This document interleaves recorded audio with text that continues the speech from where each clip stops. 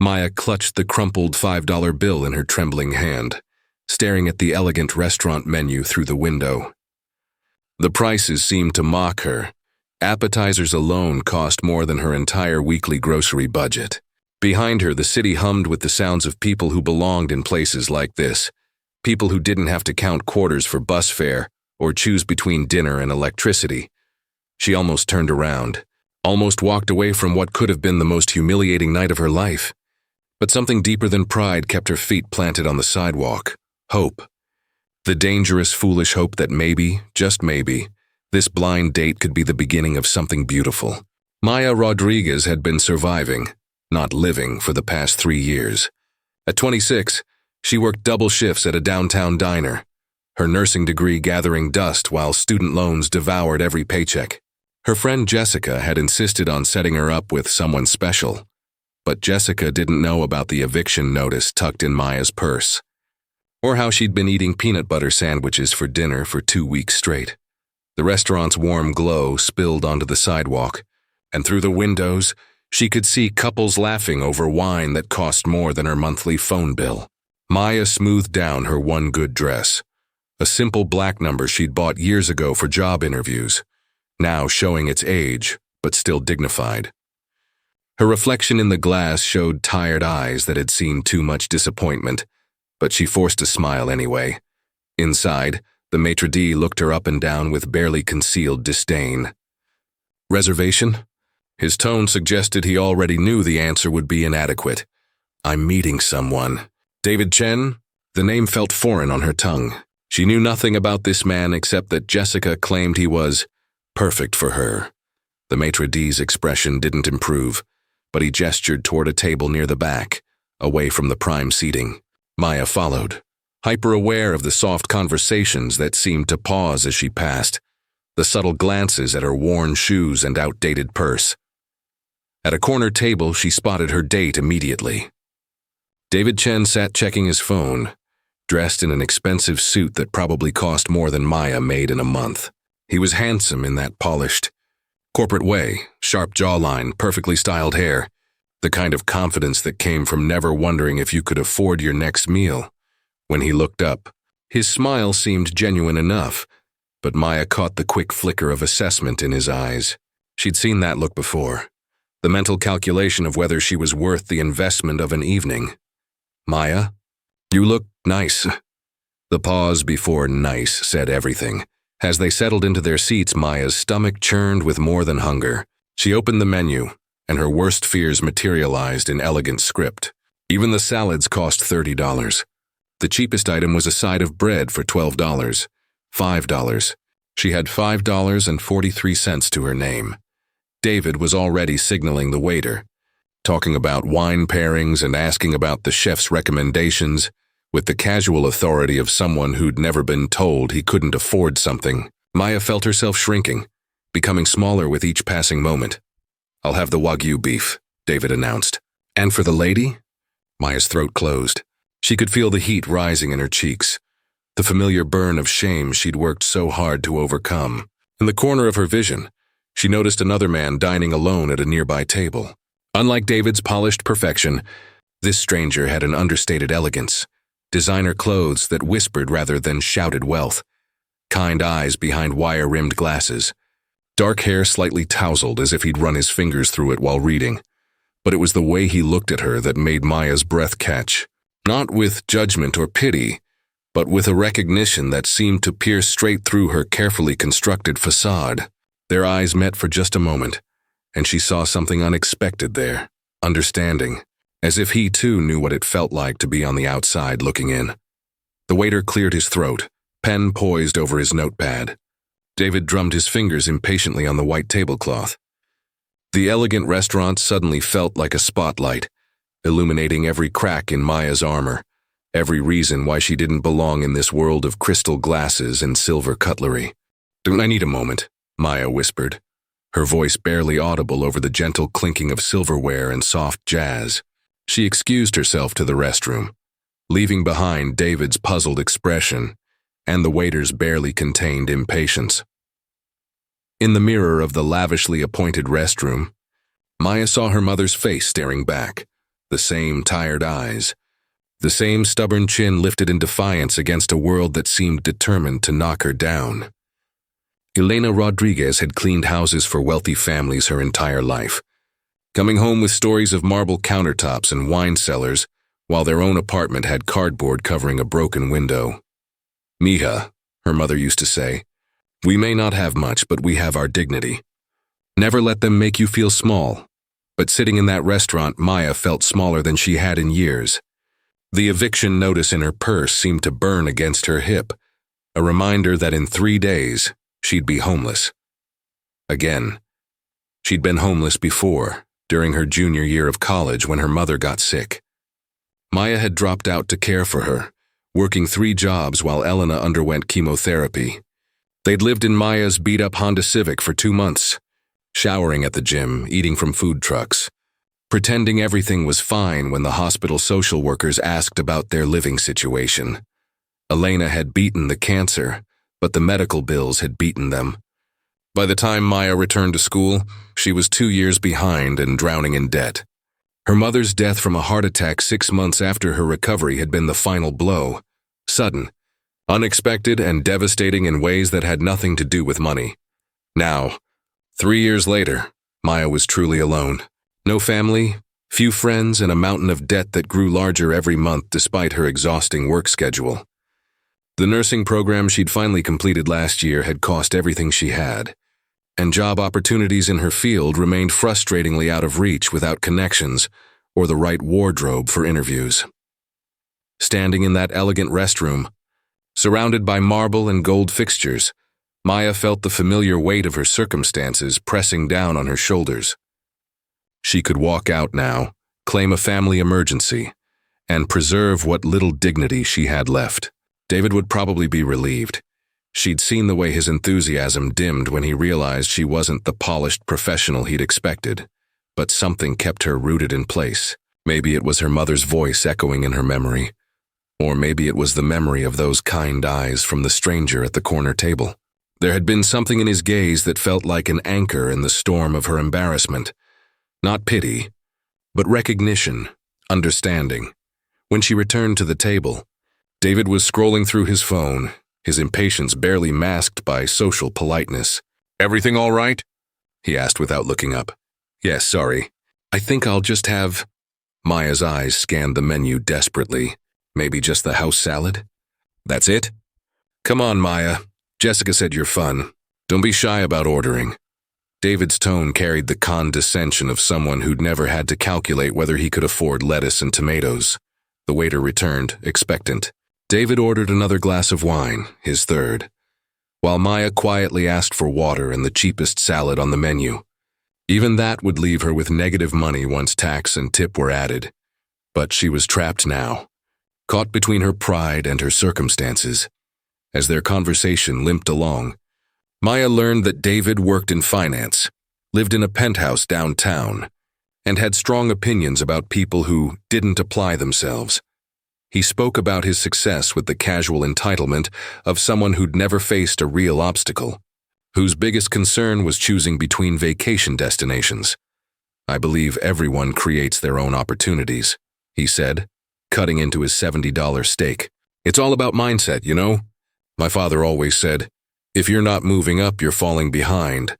Maya nodded and smiled, playing the part of the appreciative dinner companion while inside, a familiar rage began to simmer.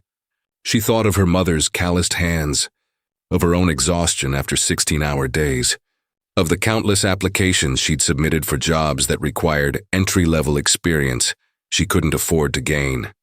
Meanwhile, the stranger at the corner table had ordered quietly, barely glancing at the menu. He ate slowly, occasionally glancing toward their table with an expression Maya couldn't quite read. There was something magnetic about his presence, the way he held himself with quiet confidence, the gentle way he interacted with the staff, the expensive watch he wore without seeming to think about its cost. When Maya excused herself again, this time to splash cold water on her burning cheeks, she overheard him speaking quietly to the waiter. His voice was warm, cultured, with just a hint of concern that made her wonder what they were discussing. Returning to David felt like walking back into a cage. The evening reached its inevitable crescendo when the check arrived. David glanced at it with the casual indifference of someone accustomed to expensive meals, then looked expectantly at Maya. Split it down the middle? Maya's blood turned to ice water. The total was $167, more than she made in 3 days at the diner. Her portion would be over $80, money she simply didn't possess. She began, her voice catching in her throat. The familiar flush of shame crept up her neck, and she could feel her hands beginning to tremble. David's expression shifted from expectation to annoyance. You did bring money, right? I mean, this isn't exactly McDonald's. His laugh was sharp, cutting through the ambient noise of the restaurant like a blade. At that moment, salvation appeared in the form of their waiter, approaching with a confused but professional smile. Excuse me, but there seems to be some confusion. Your bill has already been taken care of. David straightened in his chair. What do you mean, taken care of? The gentleman at table 12 has covered your entire meal, including drinks and tip. The waiter gestured discreetly toward the corner, where the solitary diner was signing his own check. Maya's eyes met those of her mysterious benefactor across the restaurant. He wasn't looking for gratitude or recognition. In fact, he seemed almost embarrassed to be noticed. But when their gazes connected, she saw something that made her chest tighten with unexpected emotion. Kindness. Pure, uncomplicated kindness from a complete stranger. David, however, was far from gracious. Well, that's unexpected. Do you know this guy, Maya? His tone suggested he suspected some kind of elaborate setup. No, I've never seen him before in my life. It was the truth, but somehow it felt like a lie. The stranger felt familiar in a way that defied explanation, as if she'd been waiting her whole life to encounter exactly this kind of quiet generosity. As they gathered their things to leave, Maya caught sight of the man's profile as he stood to go. He was tall, probably in his early 30s, with an air of success that felt earned rather than inherited.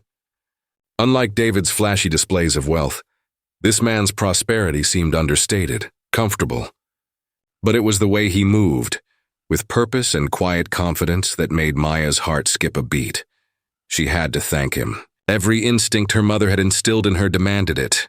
"Excuse me," she called softly as they reached the restaurant's entrance. The stranger turned, and up close Maya could see the intelligence in his dark eyes, the laugh lines that suggested someone who smiled often, the slight tiredness that spoke of long days and real responsibilities.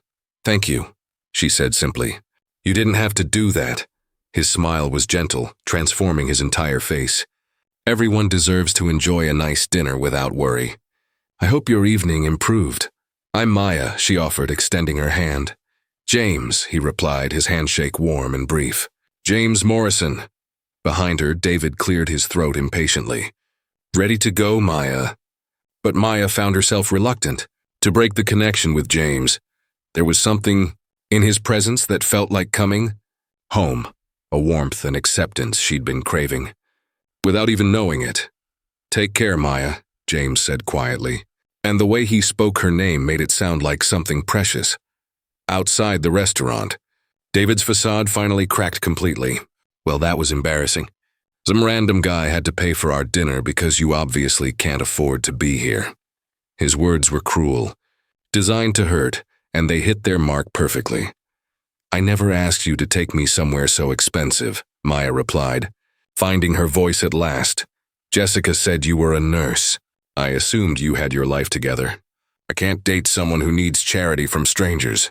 David's dismissal was clinical, efficient. "I'll catch my own cab." Standing alone on the sidewalk, Maya should have felt devastated. Instead, she felt oddly liberated. The evening with David had shown her exactly the kind of person she didn't want to become. Someone who measured others by their bank accounts, who mistook circumstance for character. As she waited for the bus, Maya found herself thinking not about David's cruelty, but about James's kindness. A stranger who had seen her struggling and helped without expecting anything in return, who had somehow managed to preserve her dignity while offering assistance. She didn't know then that James Morrison was watching from his car across the street, making sure she got home safely. She didn't know that he was a single father who had built his company from nothing, who understood struggle more intimately than his success might suggest. She didn't know that he was falling in love with her dignity in the face of humiliation, her grace under pressure. She only knew that for the first time in years. Someone had seen her worth beyond her circumstances. 3 days after the restaurant incident, Maya was packing her few belongings into cardboard boxes when her phone rang. The eviction had proceeded as expected, despite her pleas for more time, despite promising to have the money by next week, despite years of being a quiet, responsible tenant. Her landlord had been apologetic but firm. Business was business, Maya Rodriguez. The voice was professional, warm, yes? This is Sarah Chen from Morrison Industries. I'm calling about your application for our occupational health coordinator position. Maya nearly dropped the box she was holding. She'd applied for hundreds of jobs over the past year, but Morrison Industries hadn't been one of them. She would have remembered applying to such a prestigious company. Their corporate wellness programs were legendary in healthcare circles. I think there might be some mistake. I don't recall applying. Your resume was forwarded to us by a colleague who felt you'd be perfect for the role. Would you be available for an interview tomorrow afternoon? Maya looked around her nearly empty apartment, at her entire life condensed into 6 boxes and 3 garbage bags. She had nowhere to go after today, no backup plan, and exactly $17 to her name. Yes, she said, I'll be there. The next morning, Maya spent her last few dollars on dry cleaning for her interview suit and took 2 buses across town to the gleaming Morrison Industries tower. The building was everything she'd expected, glass and steel reaching toward the sky, filled with purposeful people in expensive clothes carrying themselves with the confidence of those who belonged. The lobby was a masterpiece of modern architecture, all clean lines and natural light.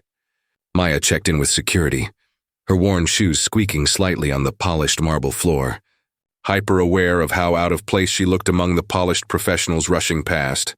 Sarah Chen turned out to be a woman about Maya's age, with kind eyes and a genuine smile. She led Maya through corridors lined with awards and photographs of company milestones, talking enthusiastically about the position. We're looking for someone to oversee our employee wellness initiatives, Sarah explained as they settled in a conference room overlooking the city. Injury prevention, health screenings, mental health resources. It's a new position, created because our CEO believes that taking care of our people is fundamental to our success. The interview went better than Maya had dared hope. Her nursing background, her experience with diverse populations at the diner, even her struggles with the healthcare system. Everything seemed relevant, valuable. Sarah's questions were thoughtful, focused on Maya's ideas and insights rather than her resume gaps.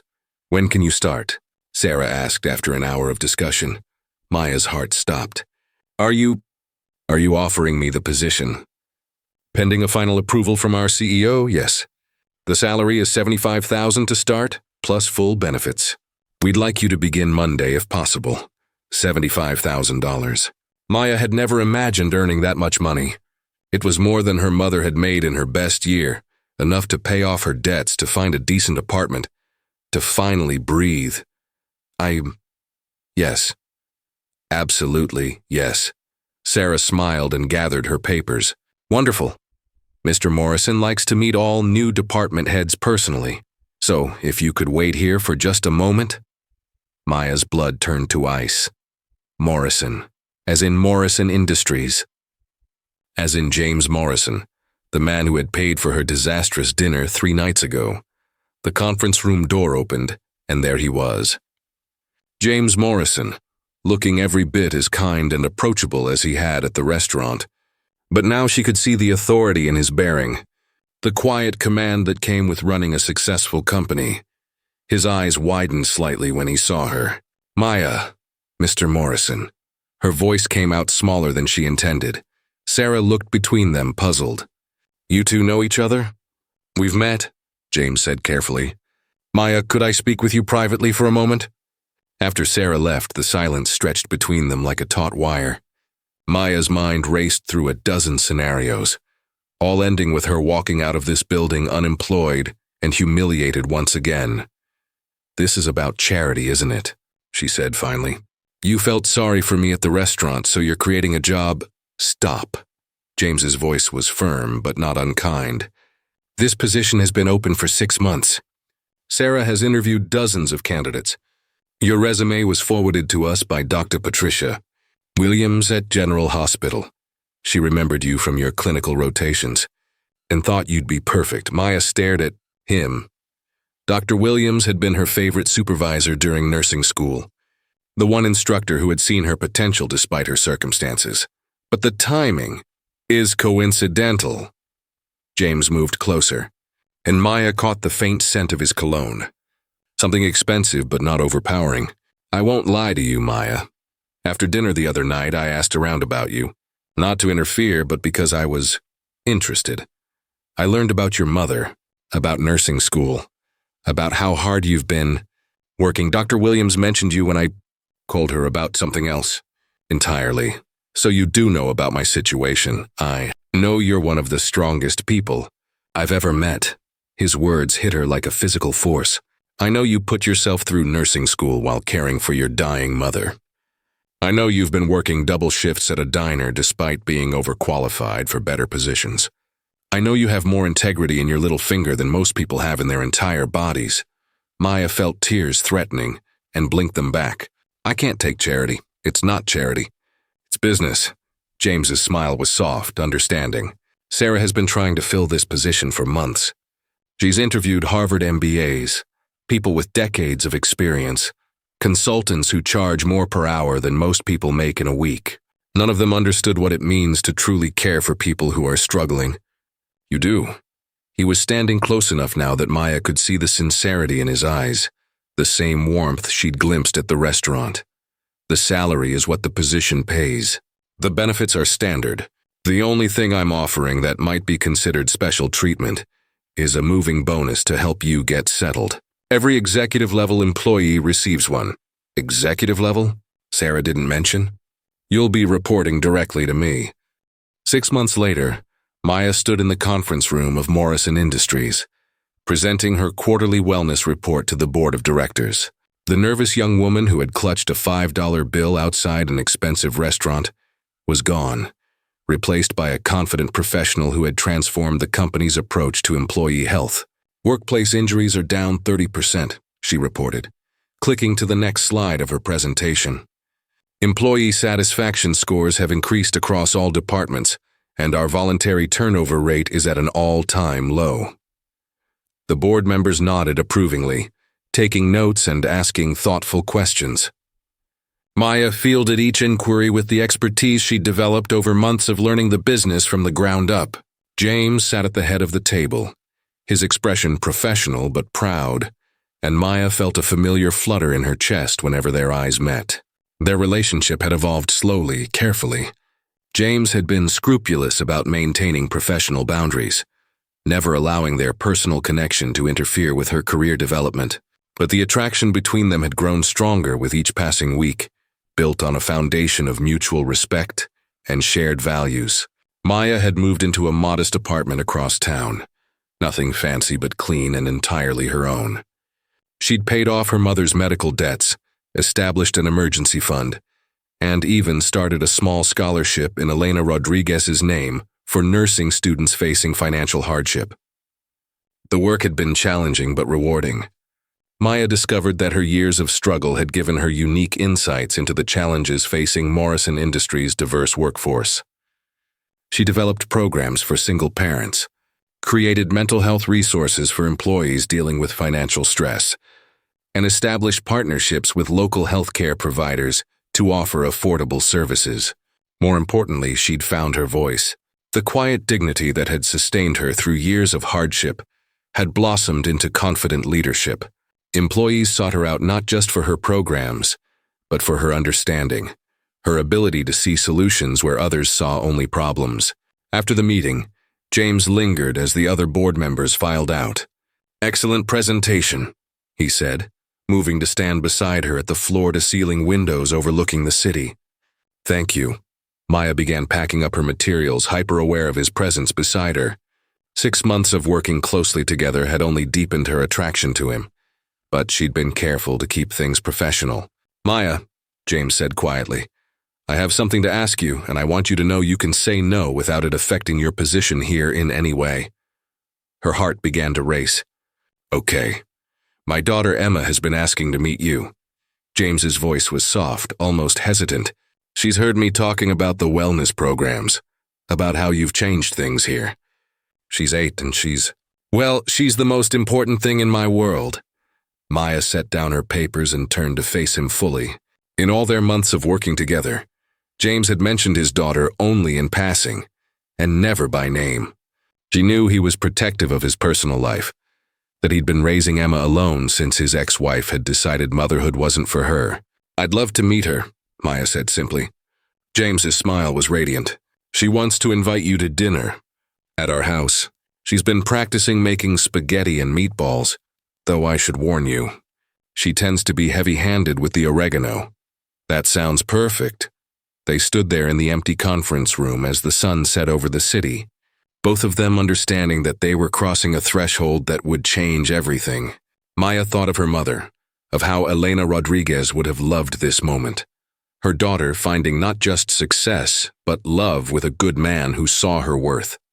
James, Maya said, stepping closer to him. That night at the restaurant, why did you really pay for our dinner? He was quiet for a long moment, his hand reaching up to touch her face gently. Because I could see how hard you were trying to hold yourself together. Because your date was an ass who didn't deserve you. Because something in me recognized something in you, and I couldn't bear to watch you suffer alone. And now? Now I'm falling in love with you, he said simply. I've been falling in love with you since that first night, watching you handle humiliation with more grace than most people show success. Maya's breath caught. Just falling? James laughed, the sound warm and rich. Fallen. Completely, helplessly fallen. When he kissed her, it was soft and sweet and full of promise. Maya felt all the walls she'd built around her heart crumble away, replaced by something she'd almost stopped believing in. Hope for a future filled with love and possibility. 3 years later, at a small wedding ceremony in the community center where Maya's mother had volunteered, Maya Rodriguez became Maya Morrison. Emma, now 11 and fiercely protective of her new stepmother, served as maid of honor. The guest list was small but meaningful. Colleagues from Morrison Industries, nurses from Maya's clinical rotations, residents from the neighborhood where she'd grown up. Dr. Patricia Williams, who had recommended Maya for the position that changed her life, gave a toast that brought tears to everyone's eyes. Maya once told me that her mother taught her that dignity isn't about what you have, but about who you are. Tonight we celebrate not just two people finding love, but the beautiful truth that sometimes the most valuable things in life, love, respect, partnership, come not from what we can afford to give, but from what we choose to share. As Maya and James danced to their first song as a married couple, Maya caught sight of her reflection in the community center's old mirrors. She saw her mother's face there, but also something new: contentment, security, and the quiet confidence that came from being truly valued. The scared young woman with $5 and a broken heart had found something more precious than money. She'd found a love built on mutual respect, shared values, and the recognition that true wealth lay not in what you owned, but in how you treated others along the way. In her purse, Maya still carried that crumpled $5 bill from their first meeting, now pressed between the pages of her planner, as a reminder of how far she'd come and how a single act of kindness from a stranger had changed the trajectory of her entire life. Love, she had learned, wasn't about grand gestures or expensive restaurants. It was about seeing someone's worth when they couldn't see it themselves, about offering help without expecting anything in return, and about building a life together one small kindness at a time.